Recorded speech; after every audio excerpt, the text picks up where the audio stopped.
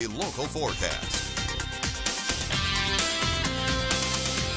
All right, we get started with some viewer video of the win. You can see this young lady having an interesting hair day, to say the least, because of the wind speeds. And yeah, we got some various viewers sending their pictures. This one's from El Centro. You see the dust definitely flying about. You got the cloud cover in the mix as well.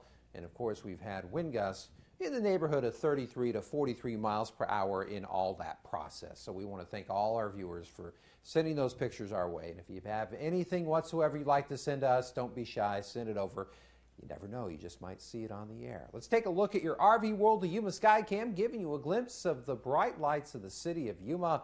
And here's what we got going on as far as the satellite radar is concerned. Take a look at what's going on closer to the Yuma area. We've had some precipitation over in the Imperial Valley, actually, earlier this evening, and you can see it pretty much passing by. Ocotillo got hit a little bit earlier with a little bit of the light stuff, and you can see things have quieted down since that particular time.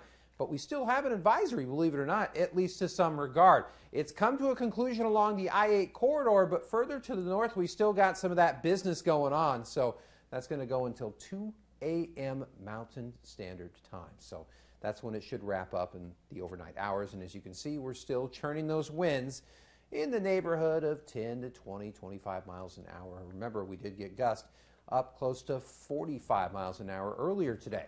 Temperatures as they stand, we're talking about mid to high end 50s, low end 60s in the Gila Valley. We're looking at temperatures pretty much in the similar spectrum. As you can see, we're pretty much in the high end 50s, with the exception of the Welton area as well as Quartzsite. Well, tonight we're looking at, yes, this swath of cold air continuing to just be imported to the interior of the U.S., and we're still going to get in on a little bit as we get into your Friday. And there's this conveyor belt continuing to push over to the east. We're going to start to see high pressure develop, and it's going to start to warm us up, especially as you get on into the weekend.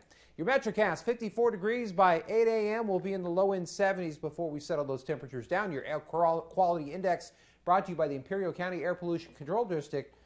For the most part, we're looking pretty moderate there. And for your Yuma International Airport extended forecast, we got 70s for the next couple days, and then we get it into the 80s, and that is where we're going to be staying, potentially even getting up into the 90s as well.